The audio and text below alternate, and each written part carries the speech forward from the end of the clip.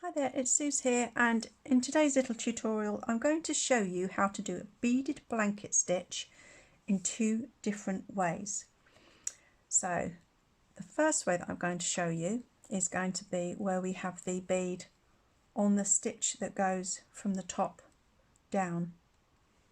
So this stitch that goes down. The second method I'm going to show you is where it's captured going along the top. So you get your string, your piece of embroidery thread or whatever it is you're using. You need to make sure that you use a needle that's going to go through the beads that you've chosen. Your two pieces of fabric, I'm using felt. Felt is a really lovely fabric to do blanket stitch on. And I'm going to think about the corner, because that's where I'll end up having 3 stitches coming into one. And I'm going to sort of work my way back from there, and I'm going to be probably working in stitches that are about 1 centimetre long. And I'm only going to do a few because the point of this really is to show you how it goes into the corner. So to start your blanket stitch, you're going to start between the two fabrics inside, and you're going to go out the back. You have a knot, but it will be captured inside so nobody will see it. Then you're going to pick up a bead, and at this point you have to decide, are you going to go to the left or to the right? So have a think about that. Now this stitch, it's pretty much parallel from front to back, and that will give you a nice straight stitch running from the top of the book to your bead. And if I wanted to go around this way, stitching to the left, if I was left-handed perhaps, I would take my first stitch from the left to the right through the loop.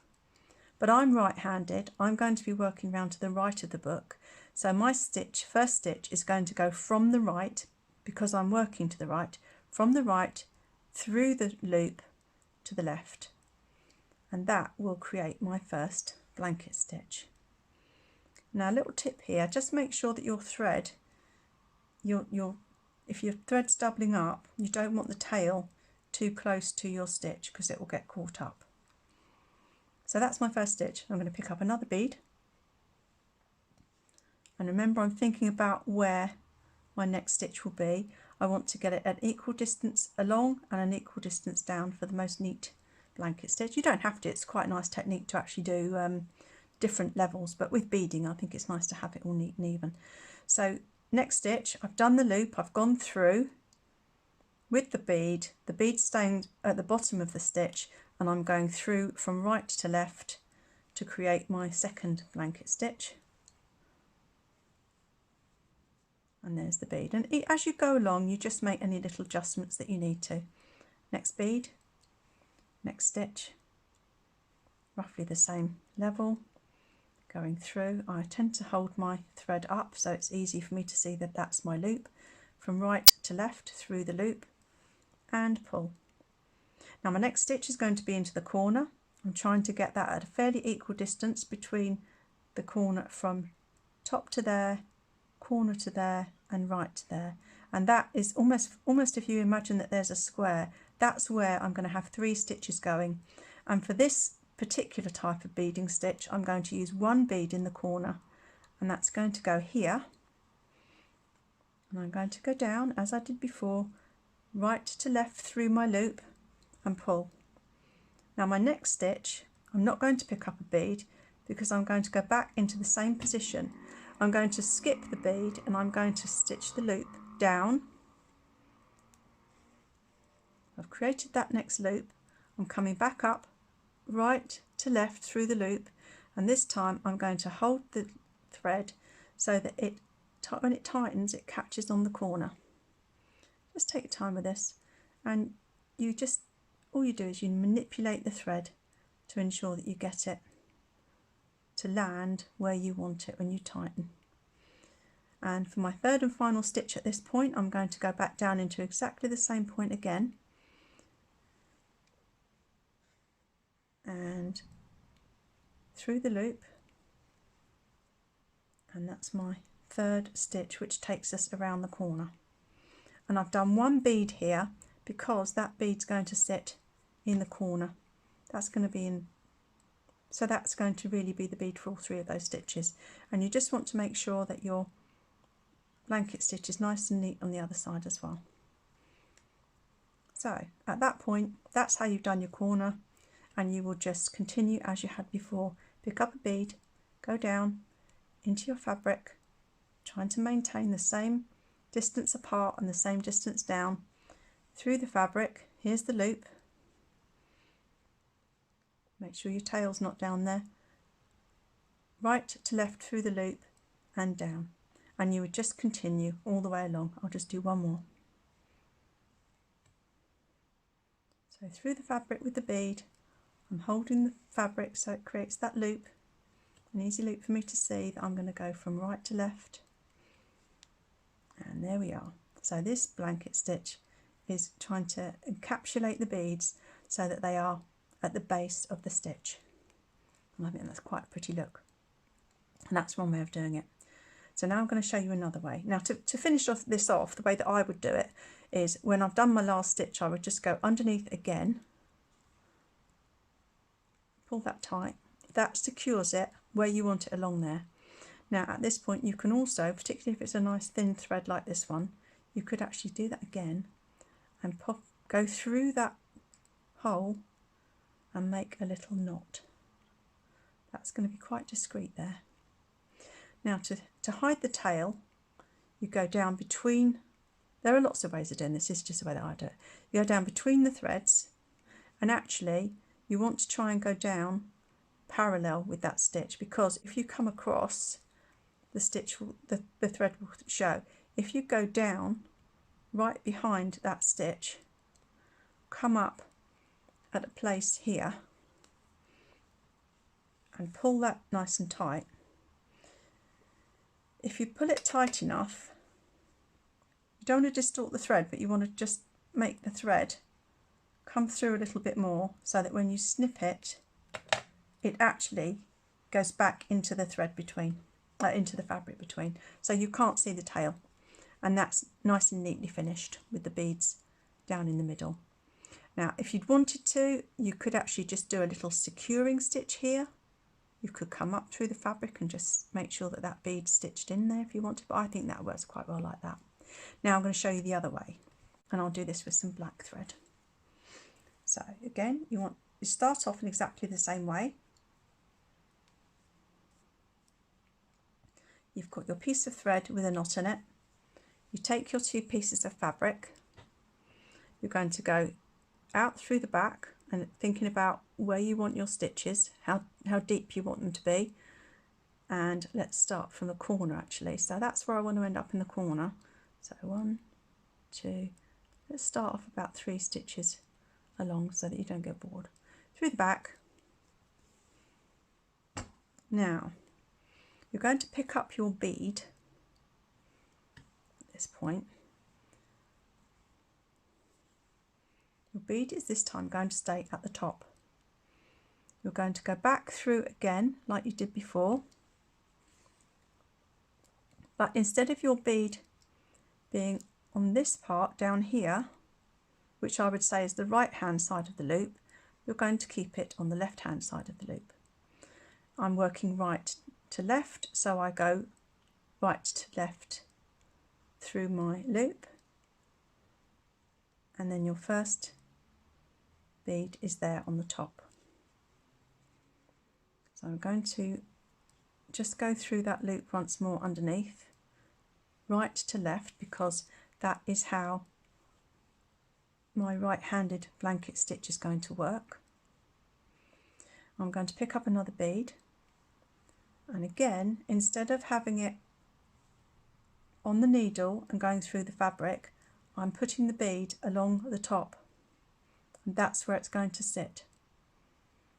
So my next stitch is going to be about here.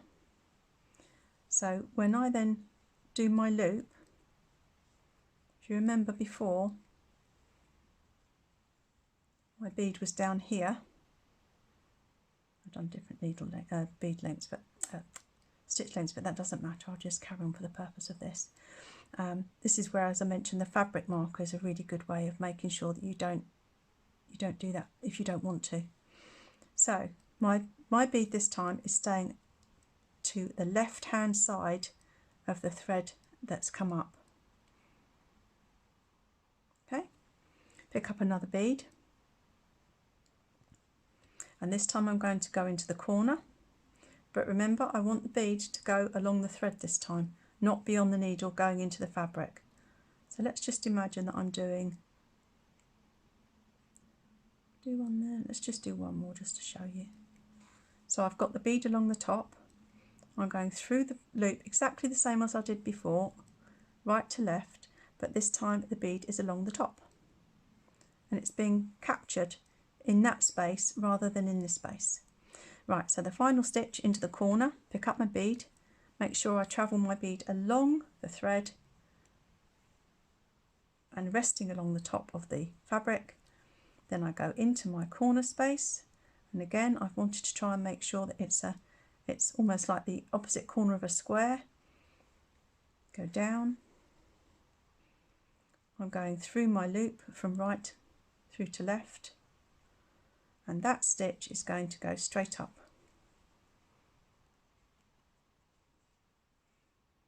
And at this point I am going to get another stitch because it's going to go here, whereas on the previous technique the bead was down here where the stitches met. So pick up my bead, again pull it all the way along without dropping the needle, helps. Make sure I pull my needle up and that I haven't got the tail of the thread too close to where I'm stitching, which will get tangled up. So but this is where it is the same, because I am going to go back down into that same point in the middle as I went before. I'm going to go in the middle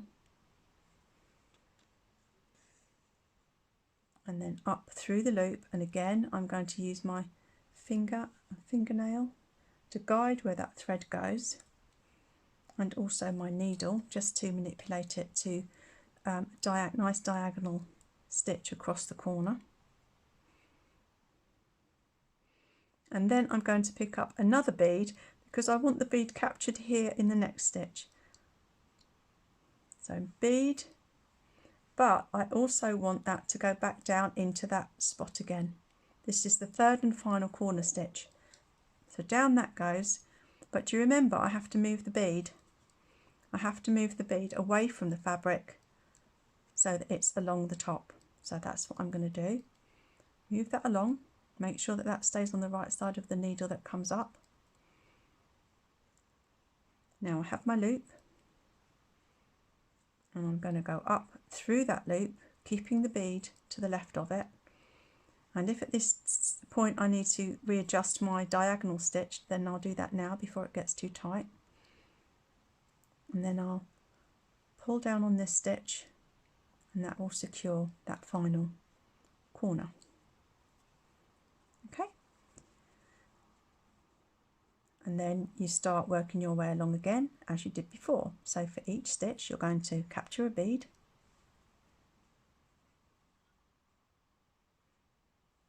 they don't bounce away from you, put it right along the thread, go into your fabric.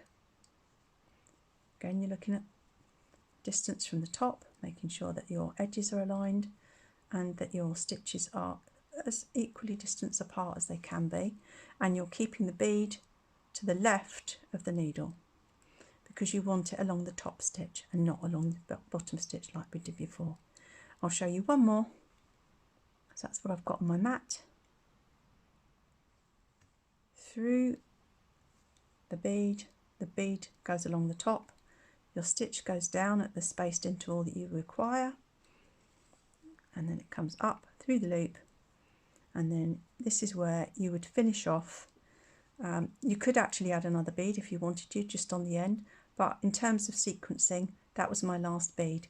And so the way that I finish off is that I do a little loop, because it's just a fine thread, and I just make sure that's nice and tight before I go through that loop and create a little knot.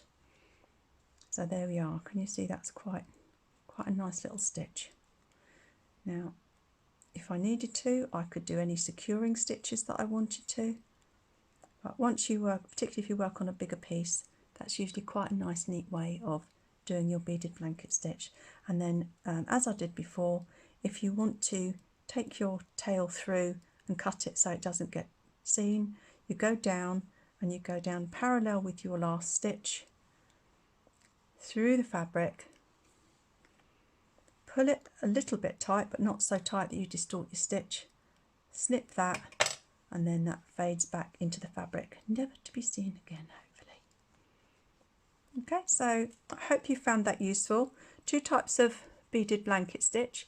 You've got the stitch where you keep the bead on the stitch so that it's on your needle when you go through the fabric and it stays there, or you've got the beaded blanket stitch where your bead stays along the top to the left of your to the left of your bead on your needle.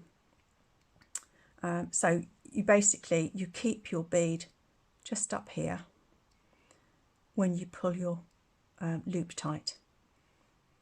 And if you were working in the other direction, you would just do the opposite. You would keep the bead on the other side. So I hope that's fairly clear. Yeah, so enjoy. Thank you for watching, and I'll speak to you soon. Bye.